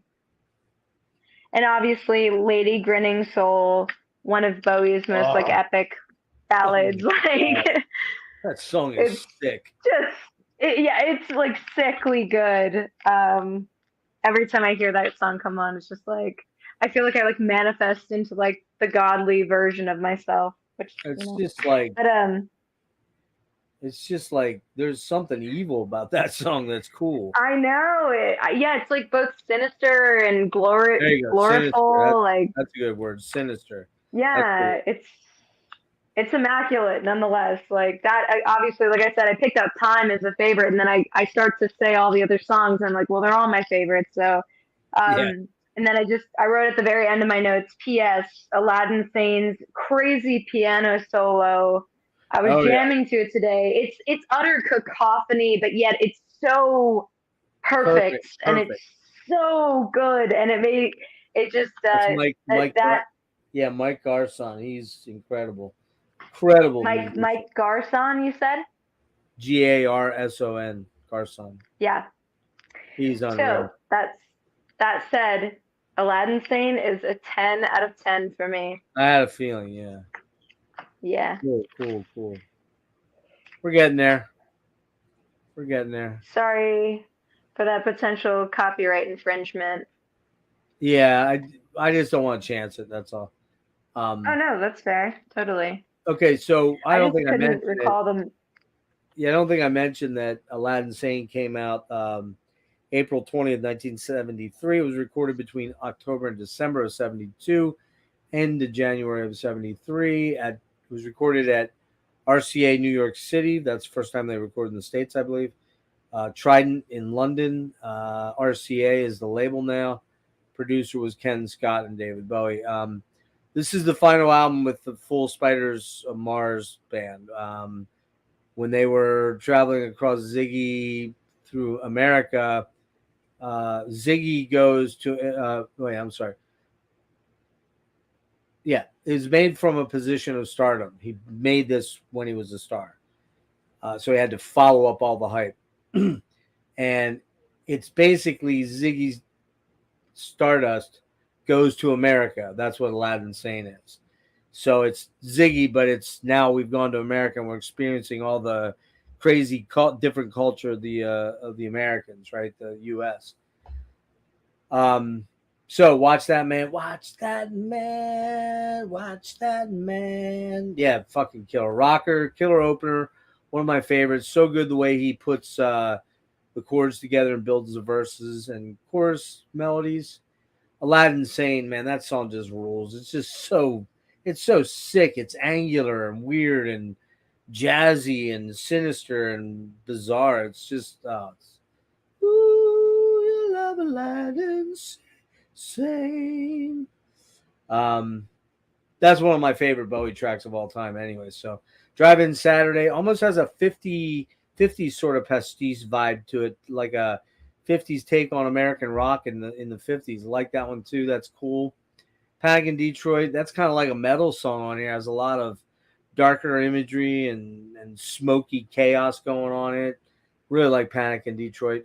Crack Dagger, da da da da da da da. Yeah, man, that's just this guy just has a knack of putting together these rock songs that just get in your ears and you're like, I can't not hear that now for the next 3 hours. I'm just gonna hear that melody.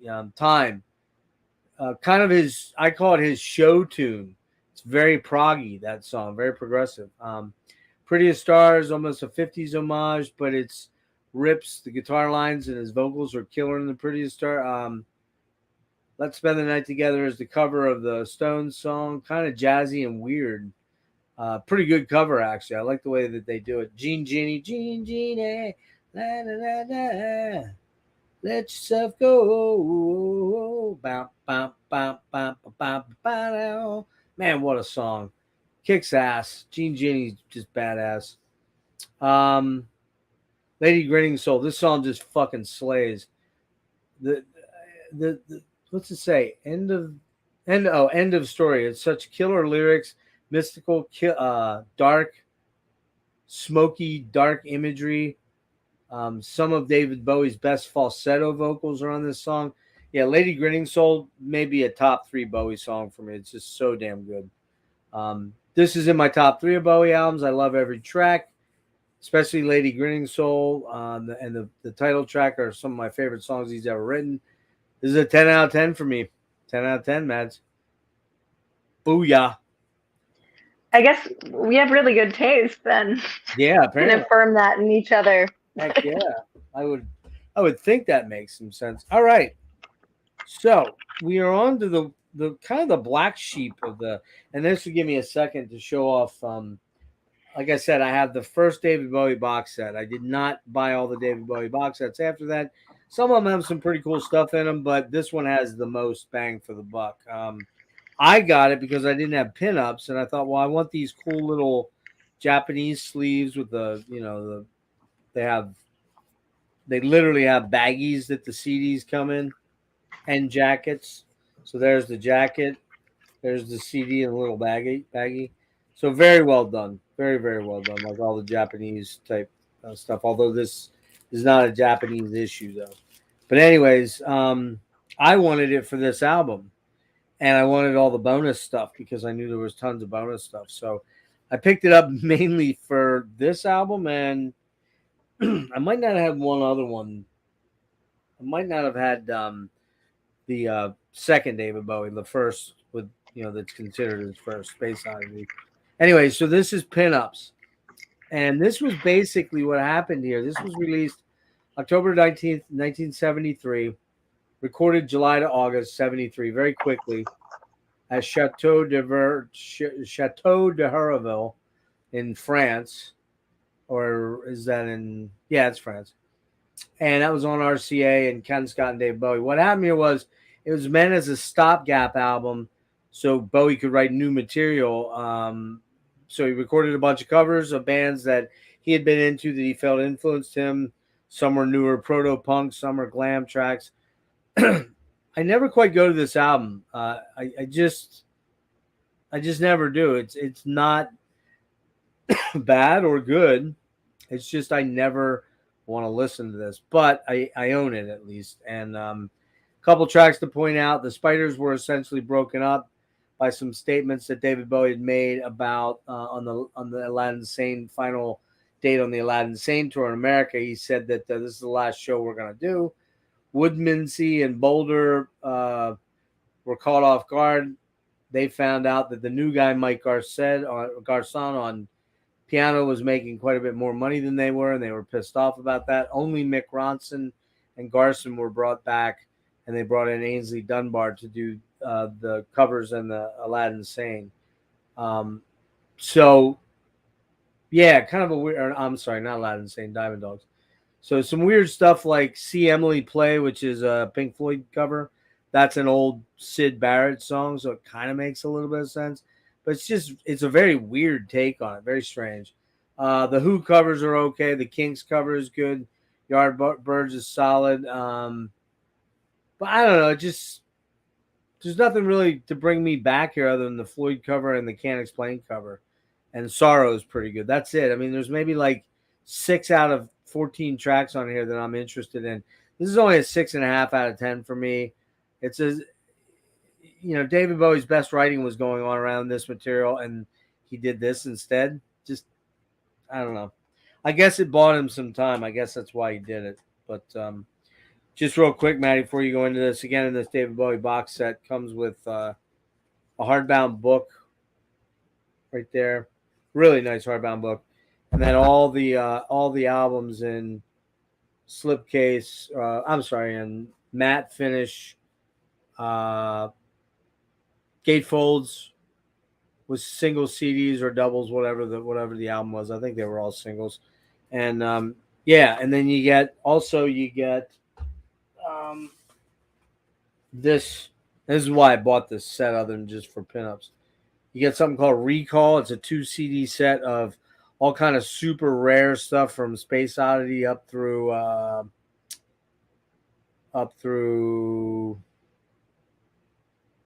looks like Aladdin Sane material. And this is all previously unreleased stuff. You also get the Ziggy Stardust and the Spiders from Mars original soundtrack on 2 CDs, and you get the David Bowie live in Santa Monica. So you really get your value with money on this one. So, Mads, why don't you talk about? Hey, what's up, Gavin? Talk about pinups real quick. I don't really have too much to say on it either. I actually didn't know that it was a cover. Like, is it all covers, or is Sorrow? Is Sorrow also a cover? Yep, that's cover. Sounds like a Bowie track cover, yeah. Yeah, it does. It really does. I forget who it was. I'd have to look up whose song it is, but they were all covers, yeah. Yeah. I acknowledged. I wish you would.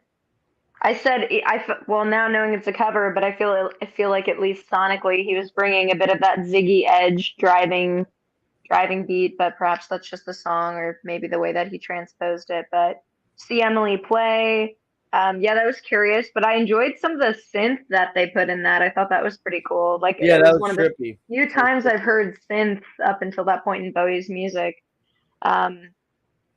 Everything's All Right. I said I love this bluesy, soulful jam. Now knowing it's a cover of that, but I like their interpretation of it. Um, I Can't Explain. I also agree. I thought that was a That's cool the take on Who. that. That's the Who. Oh, cool. What Who record is that off of?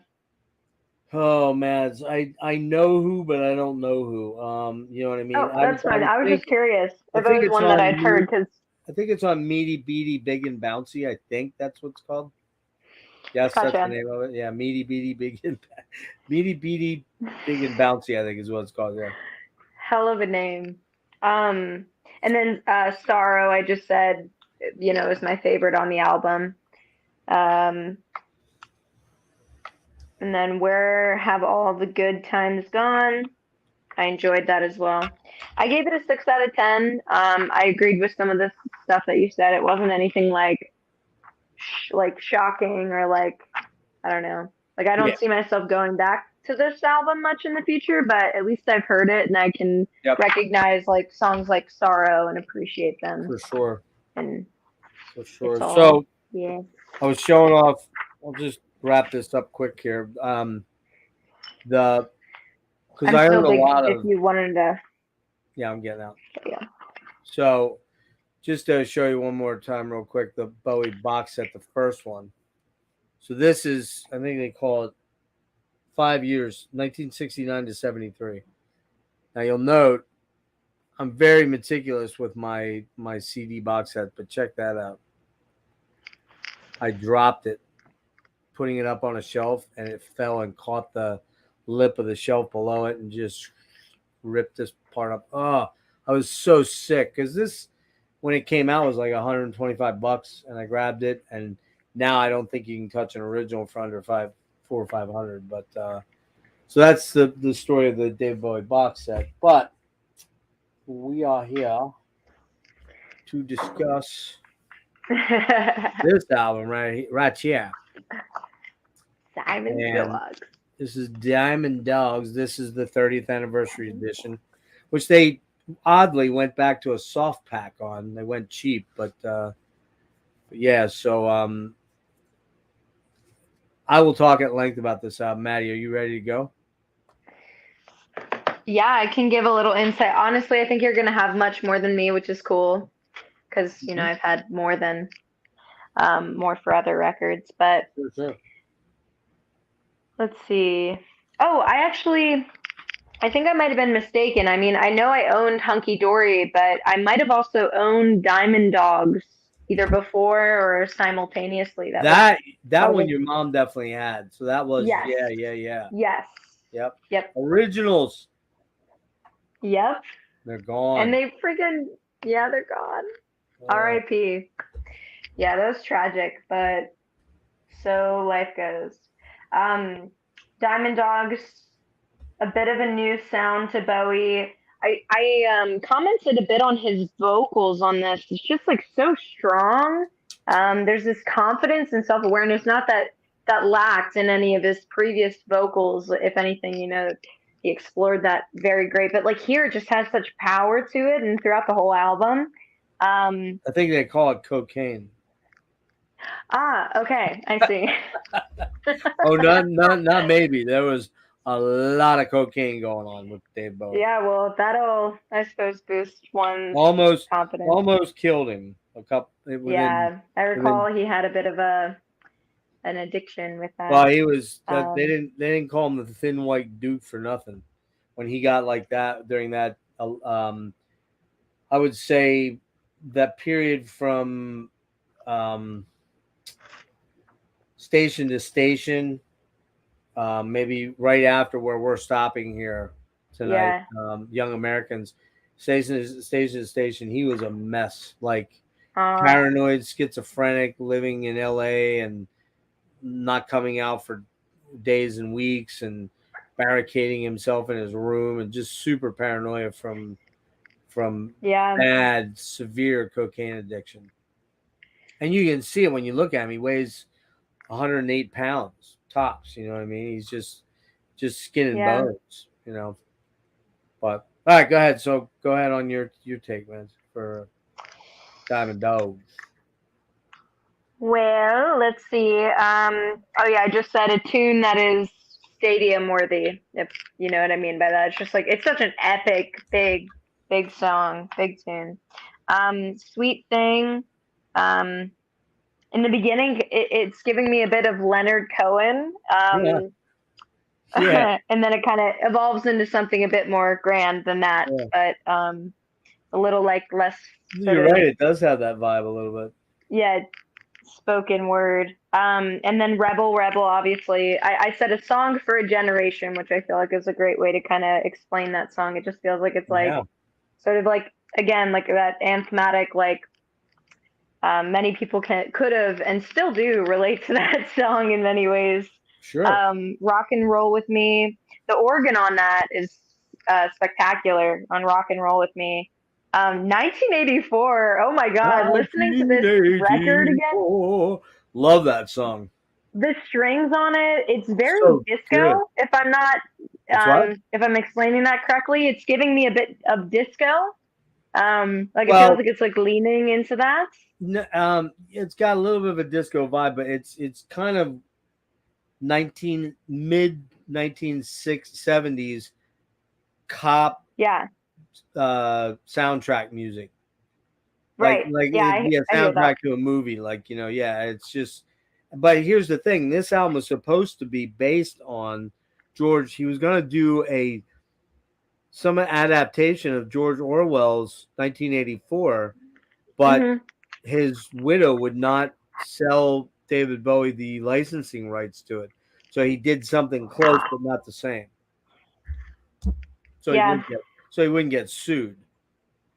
I was wondering if it was, revolving around that because most times when there's, a title 1984, it Yeah, typically has some sort of, but that song rules, doesn't it? connection.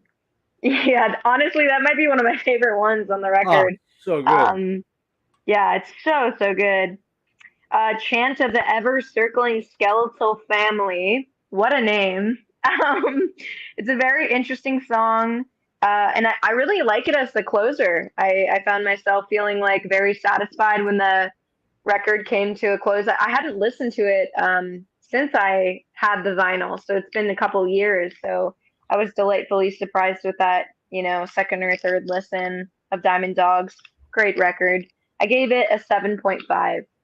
Oh, what? That's not bad though. Like, okay, I just mind when I'm giving these, it's the fact that David Bowie has what you say 24, 26 records.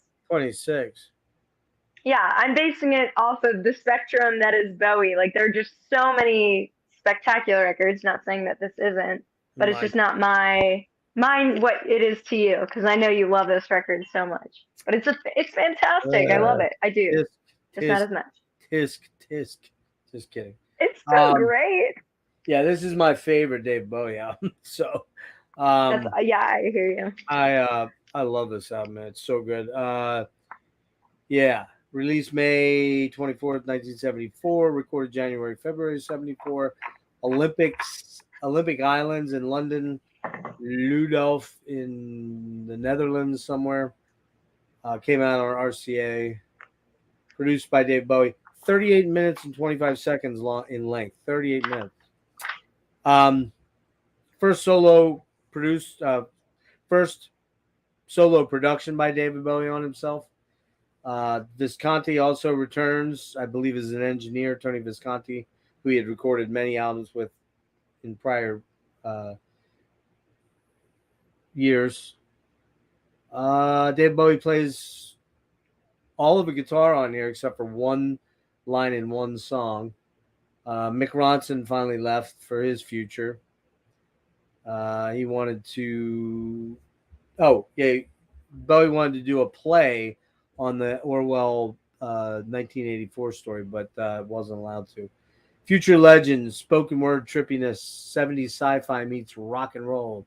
Diamond Dogs, man, I love this song. Oh, it's so good. Oh, it's so good. It's just like it's crazy that Bowie's playing the guitar on that because there's some killer guitar on it. Yeah, Diamond Dogs, top 5 Bowie song, but I probably said that already about like 10 other songs. But yeah, Fucking Diamond Dogs just rip. Sweet Thing, almost creepy how low his vocals go as it starts, but it grows into an amazing track. Vocals on his song are amazing, gospel like. Sweet Thing refrains, just those sweet things. Sweet thing. Oh man, they're so good. Candidate, super sax soaked goodness, kind of a wild, noisy spoken sung word affair. Love it. Sweet Thing replies, more saxiness. Rebel Rebel, the big hit off the album, still a killer track. Can't deny the earworms. Rock and Roll with Me, great tune, almost a gospel hymn, not as heavy as the name would imply. We Are the Dead, weird, trippy, almost down-tempo, keyboard-driven track. 1984, big 70s anthemic, almost like a movie intro to Shaft or a cop movie from the 70s. This track is badass. Big Brother, a dystopian lyric based on the Orwell concept of this droning synth track with some of David Bowie's histrionic singing over it.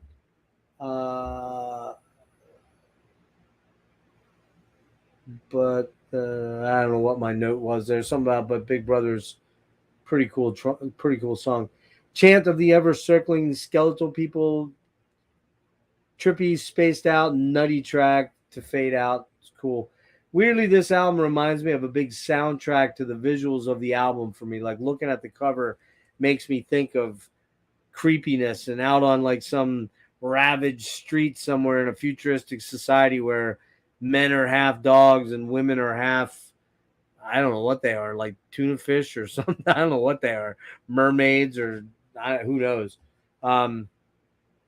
Yeah, like this is the soundtrack to what I see in the artwork because it's so evocative of that. This is weirdly my favorite Bowie album. It hits me in a certain way. Dystopian, dark, and a bit scary and evil. This is a 10 out of 10 for me.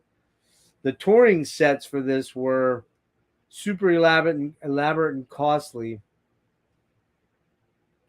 But by the second leg of the Diamond Dogs tour, David Bowie had dumped the sets that they were using and started adding a lot more Philly soul songs, which goes into our final album, Young Americans. I'll show you a quick picture of what the mock-up for the stage looked like for these. All the pictures of the live stuff they're black and white and they don't really do it justice. This is pretty wild.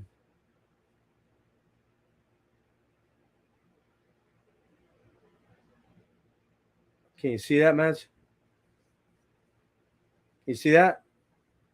Yes, I can. So That's very cool. It's like a futuristic society, which you can tell they took out of the movie Metropolis, the Fritz Lang Metropolis movie, because all the buildings are at angles and bent weird ways and everything like that. And that's taken right from their movie sets from the 20s.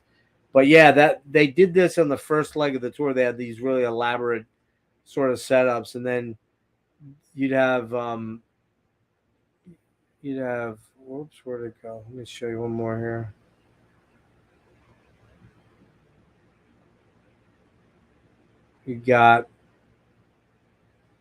Here's a live shot from just before that era. This would have been this is Mick Ronson, there's Bowie, and there's Woodmansey.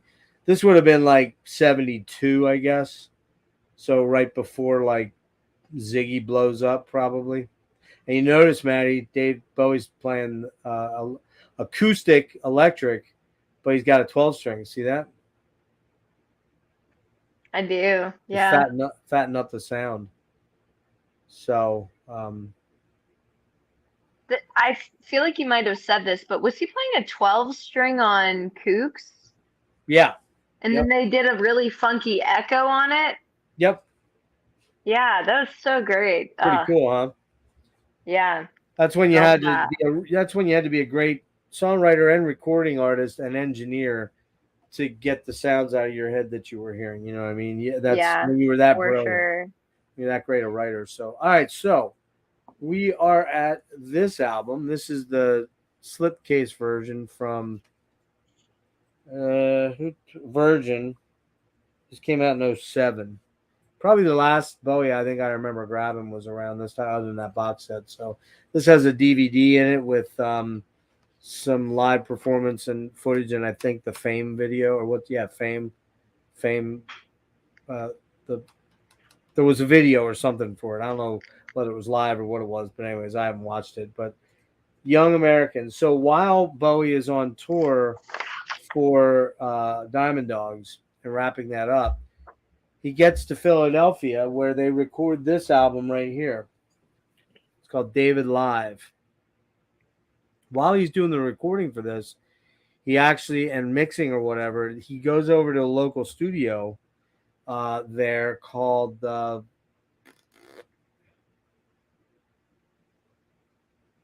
where's that? Sigma Studios, and uh, he starts working on Young Americans. And Young Americans, what did I do with it? Oh, there it is. He starts working on this album, and he takes a real super hard turn away from what he had last done on Diamond Dogs.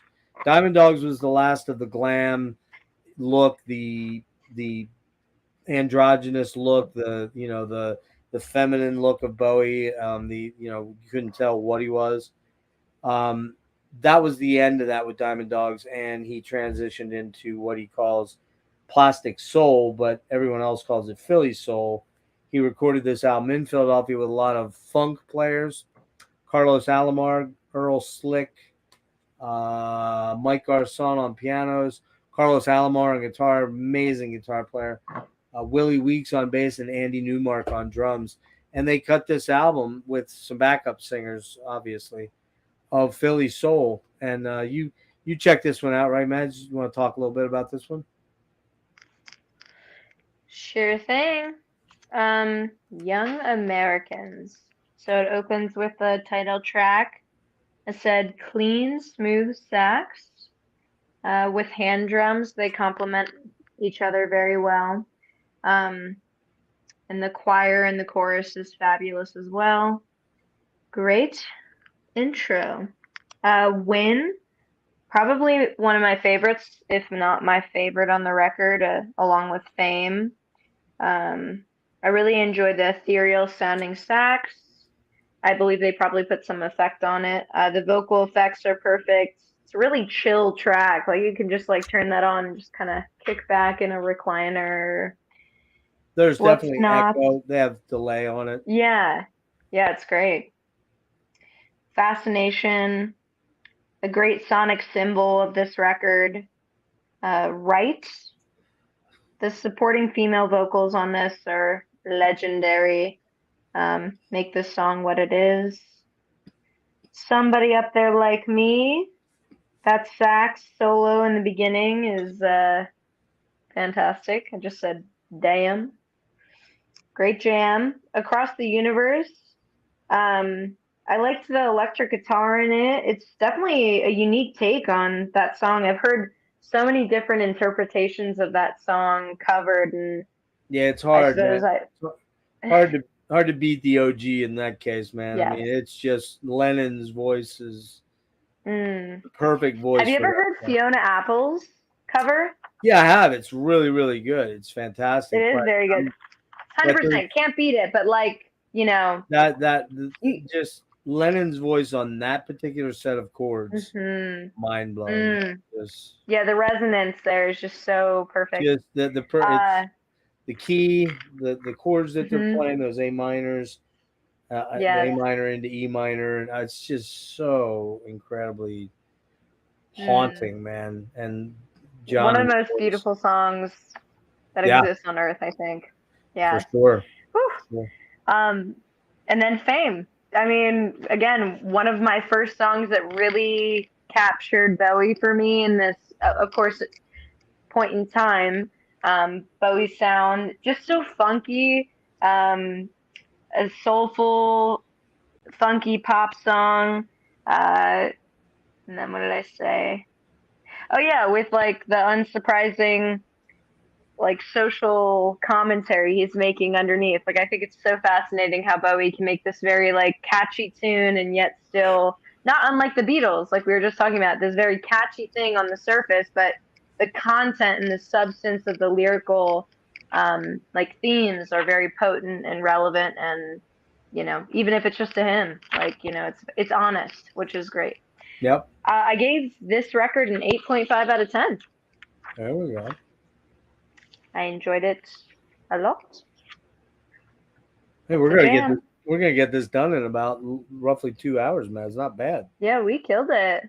Yeah. Go us.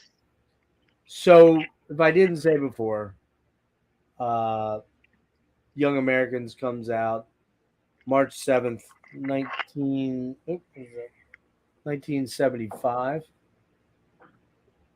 And if you note, this was recorded August of 74 through January of 75. That means they got it done, mastered, and ready for production in 2 months. Bands now, it takes like 2-3 years for their albums to come out. That's the truth of the matter. Crazy. But, he put this all out in a matter of recorded and out the door in, what is it?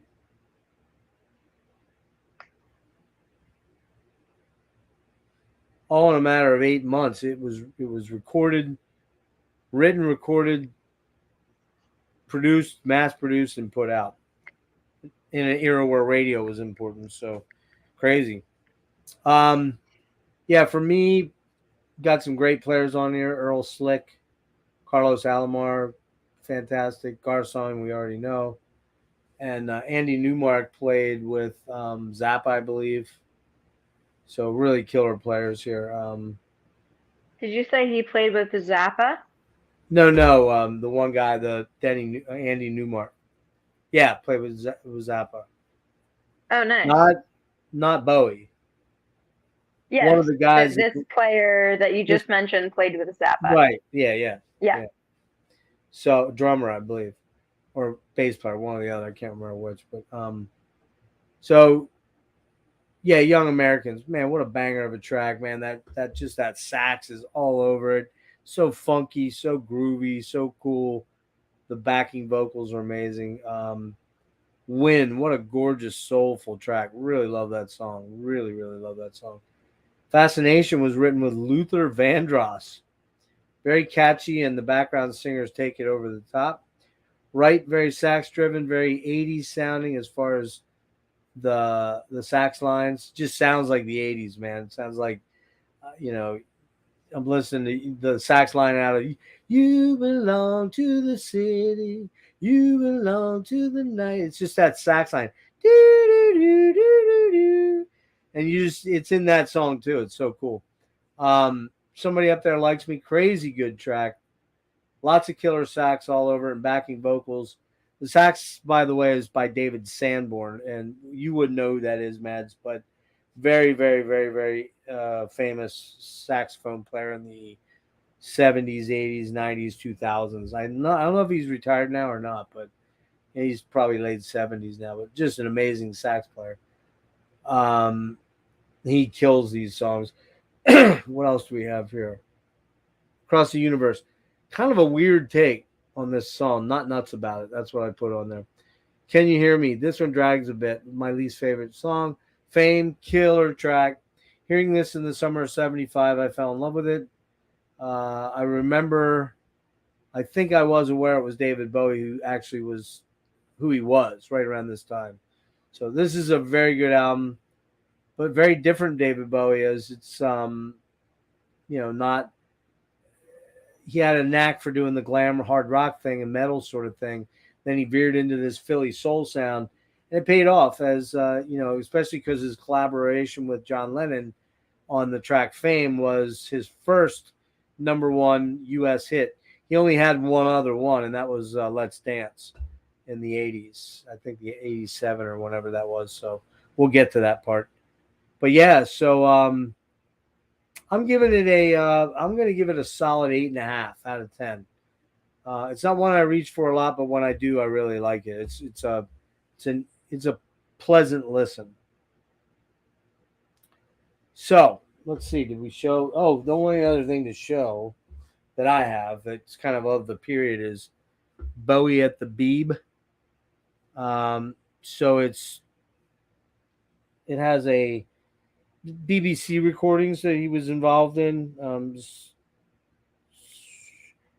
let's see, 38 or 39 tracks on here. This is a Virgin record license thing. There's a lot of live stuff on here that like was never heard anywhere else.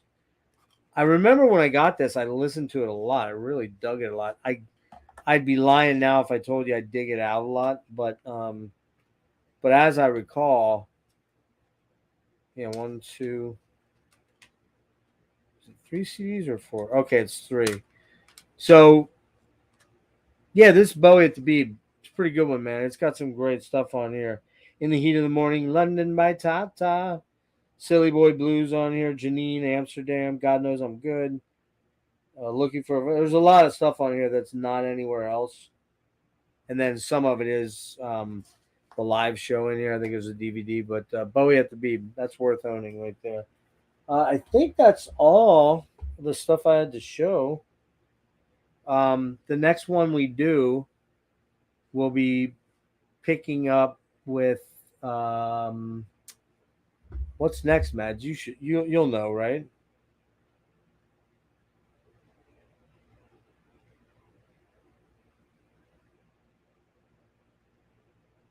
I was muted. Yes, I gotcha. Saying God knows I'm good. All So right. it looks like we'd start up at station to station. Is that right? Yeah, give me 1 minute here. Sorry. Yeah, start with station to station. Then you got Low, Heroes, Lodger, Scary Monsters, Let's Dance, Mm. Tonight. Somewhere around Tonight or Never Let Me Down, we'll do the last part then in the final, 5 or 6 or 7 or whatever. So we'll figure we'll go up through Let's Dance. Yeah.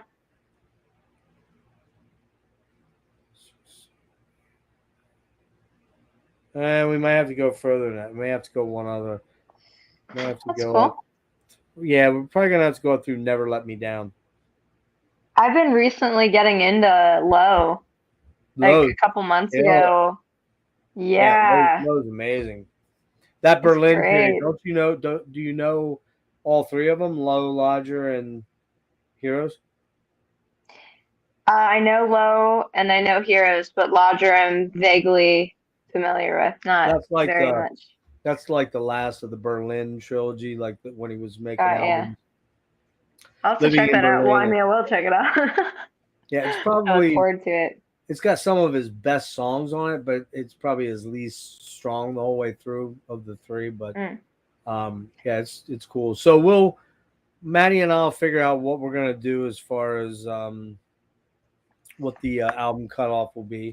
And we'll try to get back fairly quick, um, but we'll try to get back and get part 2 done fairly quick and not go a bunch of months without finishing that up. But Mads, I really appreciate you doing this. I hope you had a good time digging into that period of Bowie and have a little bit more left in you.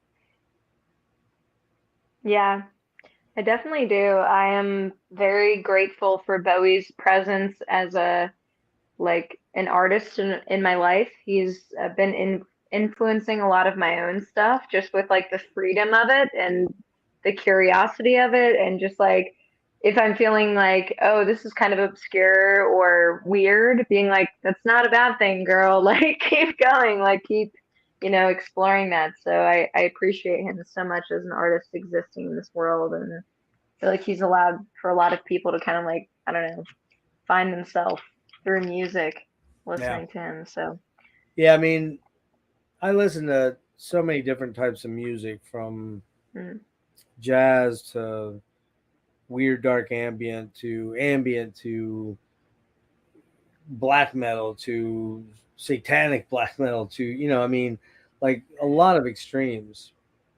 Mhm. And but and I don't in a lot of those genres I don't like a lot of what I hear. I just latch on to maybe one thing that I'm like, oh, okay, well that band's cool, that the rest of it sucks. But there's nothing of David Bowie's that I don't like. even the goofy first attempt at radio Baroque pop, which is not great, but I can. It's still a pleasant enough listen. There's nothing in Mm. Bowie's catalog I go, okay, I can't listen to this, and that's unusual for me as a consumer of music and music lover. Almost everyone, even my favorite band in the world, Rush, has a has some moments that are kind of stinkers, but Bowie never really did that at all for me. Um, yeah, there's a couple albums that are not that great, but they're not total duds, and it was surprisingly never let me down. I don't think it's a bad album. I actually think it's a pretty cool album. A lot of people would disagree on that one, even probably Bowie himself. But yeah, so we'll get to those as soon as we can. And Mads, I hope you enjoyed yourself. We got you in. What time is it? 10:30. Yeah, Cool. perfect. So at least you can get some Z's now. And what time are you Mm-hmm. going tomorrow? Some Ziggy's. What? What time do you go in? 11. 11. Okay. All right. Hang Yeah. on one sec. I'm gonna end the broadcast. You stay here, okay? Bye, But everyone. thanks. Yeah, Thanks for thanks. having me. Yeah, thanks for everybody that tuned in. And we'll, like I said, we'll get on Bowie Part Two in the next 2 weeks. I would think. I would hope. So we'll try to get that out to you pretty quick, so there's not a big gap there. Um, Maddie does have a real job in a real life. Her dad doesn't. So there you go. But anyway, guys, thanks a lot. We'll see you. Bye. Hang on, guys.